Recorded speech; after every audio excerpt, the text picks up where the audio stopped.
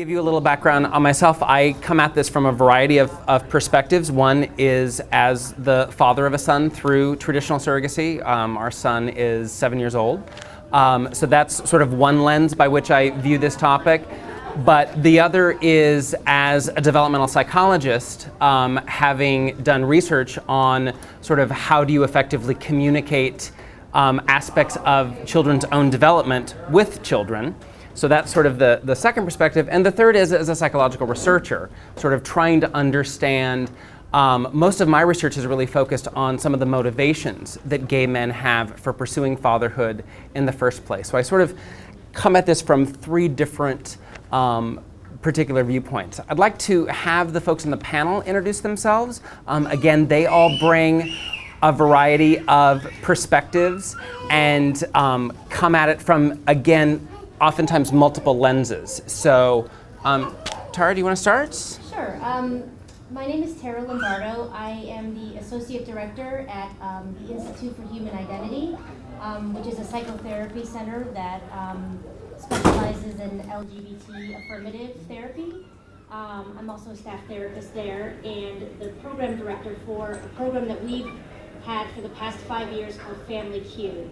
And that program is basically a series of workshops and free counseling for LGBTQ parents and prospective parents. I also am a new mother. I have a 6-month-old baby at home, so I also am coming from a few different perspectives as well. So I'm Ron, and the perspective that's most relevant here is that my husband and I have kids who are going to be 13 soon. Most of you have met them today, and here's one of them. And at the time in the 90s when my husband and I were starting to think about that, we were afraid we're going to be the last gay couple in New York that doesn't have kids yet. Obviously, we were a little, it was a little misconception, but it always seemed, and I think it will continue to seem, that the numbers are growing. But obviously, our kids are now old enough, and they have been old enough for quite a few years to ask questions. And I'm here to share with you the philosophy and the experiences that worked for us when they asked questions and when he answered. And maybe she'll want to chime in at some point too. No? That's okay. Hi, my name's Lucy, and I'm a researcher at the Centre for Family Research, which is at the University of Cambridge in the UK. Sorry, can you hear me? Oops, sorry. We'll just move that because we have another one. There we go. Thank you. And I'd like to say thanks to Ron for the invitation to be on this panel. Why I'm here is mostly we're setting up a study between Cambridge and Columbia University, and we really want to hear from parents with children who are between 3 and 8 years old, and we're absolutely fascinated to know how your family life is going. And what we look at is family functioning in a very broad and in-depth kind of way, so we're really interested in parents' psychological well-being and the quality of parent-child relationships and children's psychological development. And what I'm personally very interested in a researcher is how young children can come to understand their families and surrogacy.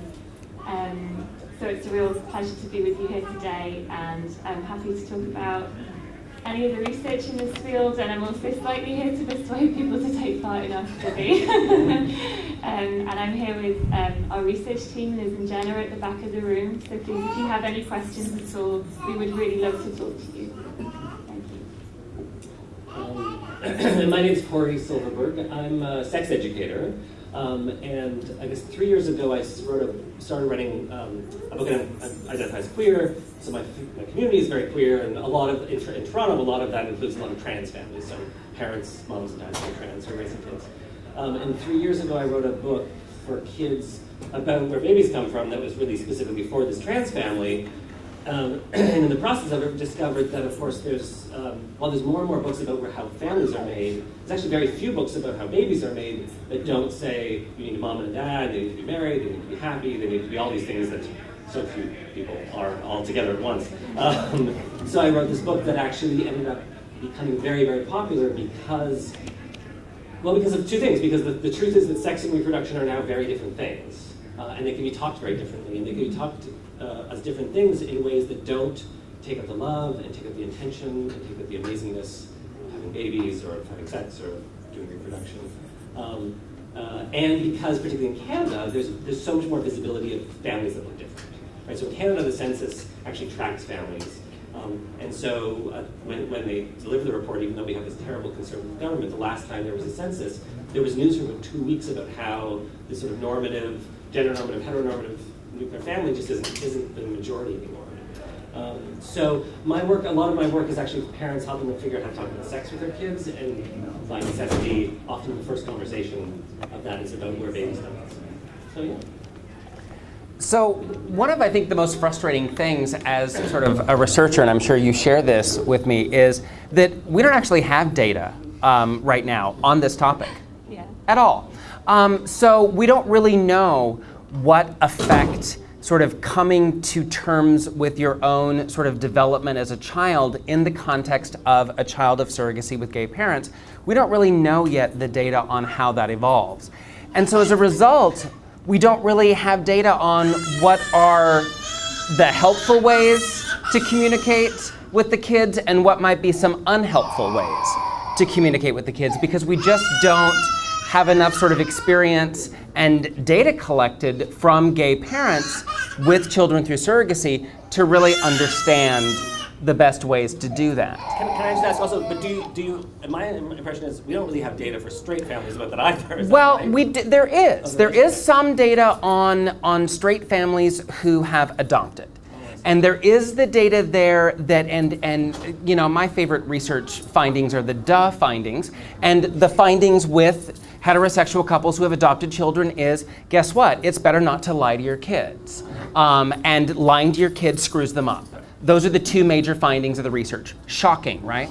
And one could only expect that when the data does come out on gay families, that we're going to find the same thing. The difference is that when you look at a heterosexual couple with a child, they're able to be, for lack of a better phrase, deceptive about their family formation in a way that two men with a child just can't muster. Right? And so automatically when you look at two men with a child, there's a component missing. And so this idea that we can somehow deceive our children, that there was no mother involved, is not an option. I think that the concerns and the challenges are, how do we frame developmentally appropriate information to kids as they're ready to sort of handle it. And this goes very much to the data on basic sex education for kids, that you don't give them too much too soon, you make sure that you tailor it, you do a little bit of that, I'm gonna answer just that question and nothing else, because 9 times out of 10, answering that question's enough. And it's when we feel this need to go on and on beyond that question that suddenly now we've completely freaked them out.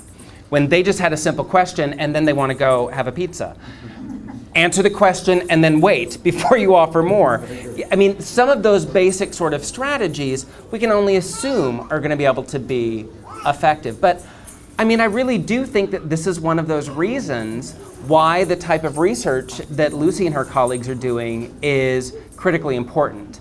And for gay men to be kind of represented in the data. A lot of people have apprehension about participating in family-based research projects because they're concerned about this sort of, somebody's going to come in and kind of scrutinize their family, or that it's somehow going to be intrusive or invasive or unpleasant in some way.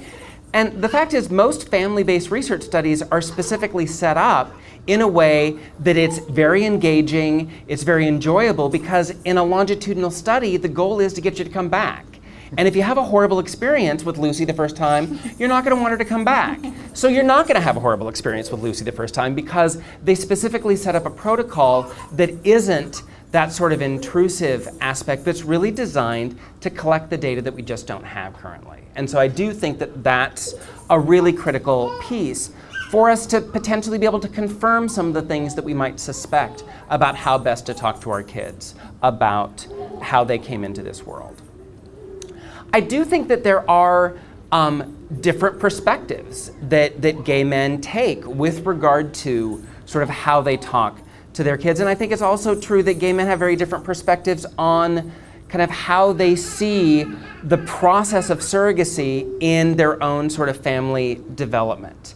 There are people who really sort of view the surrogacy process as a means to an end. It's about a process of having a child, and I have the child, and now we have our family, and we're good.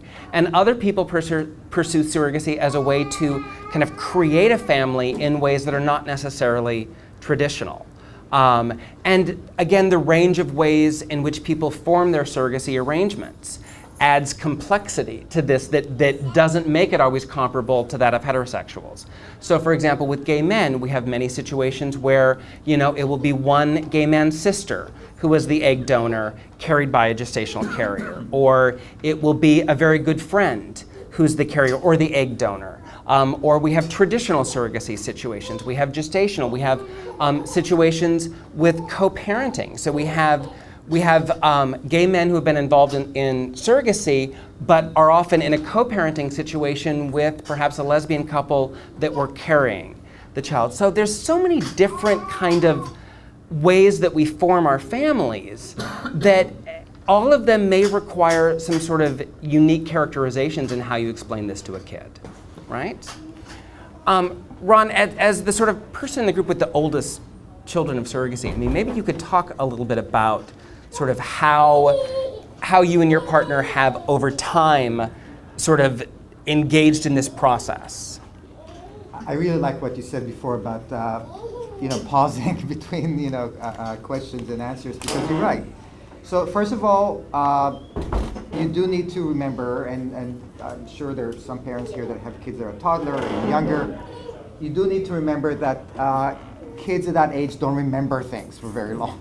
So you'll have a conversation with them several times. Between those different conversations, they're going to forget the previous conversation, and they're going to be in a new place already as far as what they can understand. So all these things are not that, you don't need to be a psychologist to understand those things. You realize, you know, the kids are, you know, who you're living with, but it's funny, they really don't remember. So they ask you questions and you give answers. Our attitude was always not just about this. We treated our kids, and we still do, you know, not as some sort of a, you know, undeveloped, delicate creature that needs to be, you know, talked down at, or be always conscious of the fact that they can't really understand everything. But we always take them very seriously and answer very seriously, age appropriately though. So when the first question was, which tummy did we come out of? That was already indicative of the fact that, you know, the question that was bothering them was not, why do I not have a female parent? But gosh, which I see people with tummies that have here babies come out of. I wonder which tummy I came out of. And the assumption was that it was one of us. So that's 2.5 years old. Okay? So you just explain. Guess what? They'll forget after. But once they're fine. So no, you didn't come out of our tummy because we couldn't carry. We asked somebody else to carry you for us. Fine. Then they're asked to bring some pictures to nursery school from when they were babies. So we look at a photo album that always had the surrogate and the egg donor and everything in it, but they just never noticed it before. So who's this, who's that? We explain it once again. They understand, they move on. Because they also know there was a doctor involved in this. I mean, they understand. Probably some people were involved. But they move on. At some point, the kid from down the street asks, how come she only has one dad? You know, kids understand things completely differently when it's a natural thing for them, when they grew into it. That's at least how we feel it. And then the issue of the eggs only came up when they were about 6 years old. I don't think they were able to understand that beforehand. So we didn't bother them with too much information, as you were saying before. But then we told them, no, it's not like a tree. You know, you don't just need a seed. You also need, you know, something else there. You need an egg. We didn't have an egg. We need somebody to give us an egg so that we can have you. In our case, as you mentioned, there was a family member involved. But still, it was, oh, okay, they moved on. And then at age 7 or so, they asked to know how other kids are born. and it's always in the back in the seat of the car. Yes. And Yes. and we were like, okay, how kids born? You know, we told you we go to the hospital. Said other kids, how were they born? So he said, okay, there was, you know, there's a sperm and there's the eggs. The eggs is inside the woman's vagina, and you know, you tickle this your penis in a certain way, that sperm comes out, and then it needs to go into the vagina. But how does it get there? No. First is show us now. It's like, you know, and like no, and then how does it get there? And like ooh, and then our son goes, now I have a really big question. And it's like, you get to the toll, how does it know to open the, you know, the gate? You know, how does the car knows to go through? He moved on. You know, he had some questions, we answered the questions, we didn't start, you know, going into too much detail, and we moved on. So we always answer the questions as they're asked. We sometimes try to have a sensitive ear, but not to try to build all our fears and, you know, insecurities and like, oh my God, you know, the question's gonna come, you know. We never try to, like, you know, as you said, it's self-restraint. Right. And I think there's also developmental milestones that trigger additional questions and sort of things. And I certainly think the transition into school is a big one, because that's when, in a more kind of structured classroom environment, family structure is discussed. You know, inevitably there's the, you know, Mother's Day situation at school where all the kids are making something for their mother, and that's often sort of an initial kind of conversation that as gay parents you have to have with your kid's teacher. And today I think more and more teachers are getting it and understanding it. So for example, our son's teacher reached out to us, you know, several weeks before she got to that moment in the lesson to just say, how would you like us to, you know, address this? And you know, she even had, you know, several options. We were like, just do something for, you know, his grandmother. And that became a sort of simple way to handle that. But I do think that the questions that kids have, sometimes you do want to ask them why they're asking it. Not that you don't want to tell them the answer, but I do think it's important to sometimes find out where is the question coming from. Because again, as they move into sort of peer situations where in all likelihood they're going to be surrounded by kids with very different family formations than, unless you're, you know, in a private school in the middle of Chelsea or something, in all likelihood your kid's going to be surrounded by mostly kids from heterosexual families. And so sometimes the questions that they're asking may be actually coming from a friend. And we found that often with our son, that he doesn't care. But one of his friends has asked a question, and so he sort of wants the answer for his friend rather than for us. I mean, if I can also share, I mean, another reason why I think it's actually always the best thing to do is to ask what that question means, is because often the kid doesn't know the context of the question. Right? If the kid says, where did I come from, and the kid is 5 or 6, where your mind goes is like, oh my God, I have to explain all of this, including I have to explain like a heteronormative world, I have to do all of this stuff. The kid has no sense of that context. And so it's really important to find out, well, so what do you mean? And then you do find out, well, because Billy said this, right, or because I saw this on YouTube, or whatever. And then you have so much more context. And right. You can kind of answer the question that they're asking, as opposed to the 1,000 questions you think you have to answer because you want to be a good parent. Right. Yeah. One of the things that we've had in our son's room since he was born is a photo of him right after he was born with a surrogate mother. And that photo has always been sort of prominently placed in his room since he was a baby, and in his, you know, older child room and all of that. And so we've, throughout, since he was, you know, old enough to form the word mother or mom or that sort of thing, we've been able to sort of refer to that picture. You know, that's Jessica, she was your surrogate mother, and sort of use that as a way to kind of key in. And it's been my perspective that by just being open with that from the beginning, it minimizes a lot of the need for detail. We've not gotten the wiggly, tickle the penis and make it do stuff yet, thank God. We haven't got that. We have also not yet gotten the understanding of enough of the reproductive process to get the question, then which of you is my real dad, or which of you is my biological dad, or however that's going to manifest itself. And so that, I think, is, you know, we've prepared ourselves, I think, as best we can, because we suspect it will be coming fairly soon. Our son is 7. He is starting to figure some things out. And sort of how are we going to respond to that? And in our situation, we know which of us is his biological father, and nobody else does. We've kept that information to ourselves because we want the first person to know to be our son. And then it's his choice as to does he tell sort of other people. And so that's a way of handling it that's worked very well for us, at least for the first 7 years of his life. I think that people take very different perspectives and different strategies in handling this. I do think one of the key sort of pieces is talking about it together first. So that, you know, my partner and I have both sat down and said, when we get that question, here's how we should, whichever one of us he asks, because chances are he won't ask us with both in the room.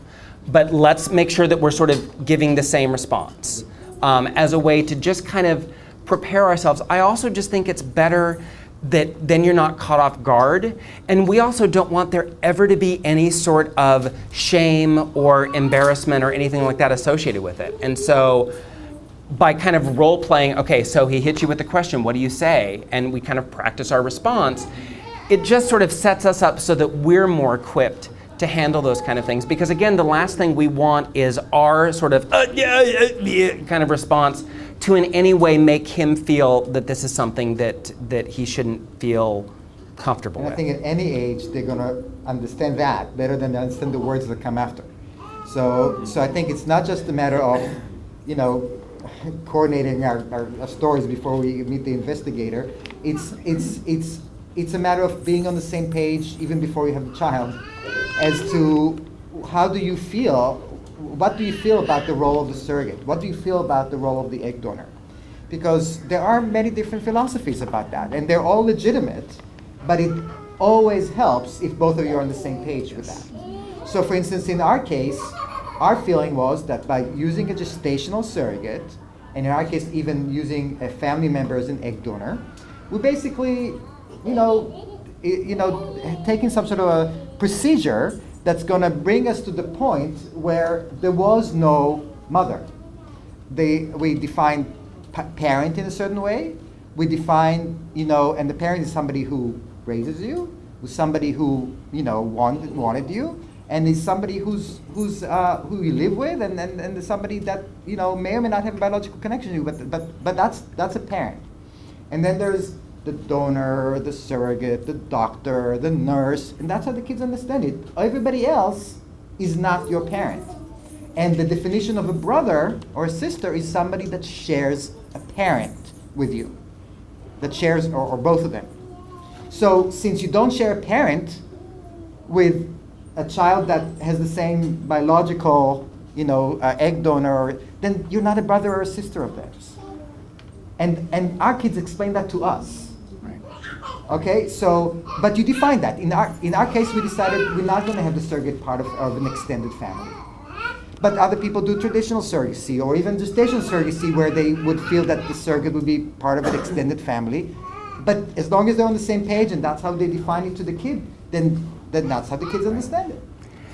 And I think defining terms, and kids, I mean, certainly our son at the age of 4, because we used a traditional surrogate, so it was her egg and her uterus, and we have a very close relationship with her. She has 3 children of her own that are our child's half-siblings. She has another child that for 2 other, another gay couple who she was their surrogate several years before she was ours.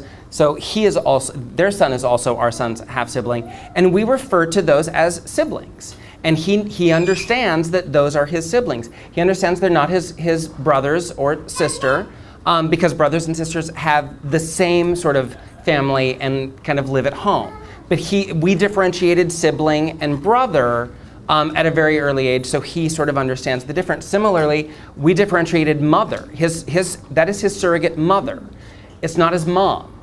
And we differentiate a mom is a parent, and a dad is a parent. We're your dads, and eventually we'll be able to then explain one of us is your biological father, but we're both your dads. That's your surrogate mother, but not your mom. And even at 4, he was able, because we see our surrogate at least once a year, her and her family, and we went through the whole process of, well, how did, and we did that while you were in her tummy, and then he was terrified that she had eaten him somehow, and so that was 2 weeks to sort of get over the trauma that he had somehow been eaten. Then he could understand, so I was in her tummy, but she didn't eat me. But he understood. So I was in her tummy, and she's my mother, but it's different than his friends Jack and Gracie, and they're 2 moms.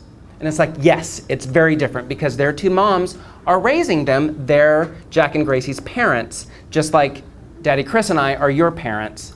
Jessica's not your parent, but she is your surrogate mother. And at 4, he very much understood that, but also, again, my partner and I had sat down and said, this is how we're going to explain it. This is what we're comfortable with. We're not in any way threatened by referring to her as his mother. She is his mother. There's just no way around it. In a gestational carrier situation with an anonymous egg donor or whatever, you can sort of have a situation where if they say, who's my mother, you say, well, you don't have one. Our son does. I mean, our son does have a genetic and a carrier connection to this woman. And so for us, our approach was to call it anything other than what it isn't being genuine. And we're fine with that, and most importantly too, our surrogate was also fine with that because that was something that was important for all of us to communicate, just as we wanted to communicate how do we refer to her children. And again, that's when we sort of got to the sibling distinction versus a sister or brother. Again, this is just 2 sort of examples of ways of handling this kind of situation. Again, what I do think is critically important is that everybody's on the same page with how it's going to be handled, and everybody's sort of comfortable with that and has thought through that.